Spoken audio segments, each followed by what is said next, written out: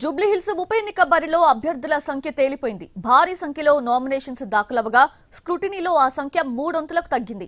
ఇక నామినేషన్ల విత్డ్రా పూర్తవడంతో బరిలో నిలిచిన అభ్యర్థులకు గుర్తులు కేటాయించారు ఎన్నికల అధికారులు. పోటీలో అభ్యర్థుల సంఖ్య డబుల్ సెంచరీ దాటుతుంది అనుకున్నా చివరకు 58 మంది అభ్యర్థులు బరిలో ఉన్నారు. మొదటి నుంచి జూబ్లీహిల్స్ ఉప ఎన్నికలో భారీగా నామినేషన్స్ దాఖలవుతాయనే హైప్ అయితే క్రియేట్ అయింది. అందుకు తగ్గట్లుగానే 211 మంది అభ్యర్థులు నామినేషన్స్ వేశారు. అసంతృప్తులు ఉప ఎన్నికలో భారీగానే నామినేషన్స్ వేశారు. అయితే స్క్రూటినీ అనంతరం 81 మంది అభ్యర్థులు పోటీలో మిగలగా నామినేషన్ల ఉపసంహరణ సమయం ముగిసేలోగా 23 మంది విత్డ్రా చేసుకున్నారు. దీంతో పోటీలో మిగిలిన వారి సంఖ్య 58 మందిగా తేలింది.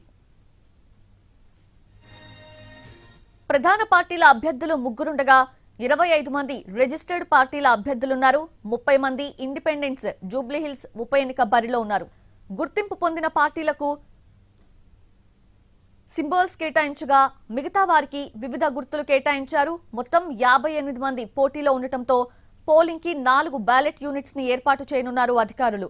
ఆ 4 బ్యాలెట్ యూనిట్స్ ని ఒక కంట్రోల్ యూనిట్ కి కనెక్ట్ చేయనున్నారు. ప్రతి ఓటర్ కు ఒక అసిస్టెంట్ ని నియమిస్తారు. అలాగే పోలింగ్ కేంద్రాల వద్ద కొత్తగా మొబైల్ కౌంటర్స్ ని కూడా ఏర్పాటు చేయనున్నారు. నామినేషన్ల ఉపసంహరణ ప్రక్రియ పూర్తవడంతో ఎన్నికల సంఘం ఆధ్వర్యంలో రేపటి నుంచి ఓటర్స్ కి పోలింగ్ స్లిప్స్ అందించనున్నారు. ఎవరైనా రాజకీయ పార్టీలు పోలింగ్ స్లిప్స్ పంచితే కేసులు నమోదు చేస్తామని అధికారులు వార్నింగ్ ఇస్తున్నారు.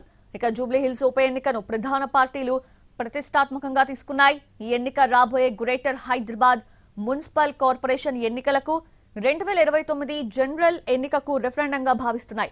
ఇప్పటికే అన్ని పార్టీలు ప్రచారంలో దూసుకుపోతున్నాయి.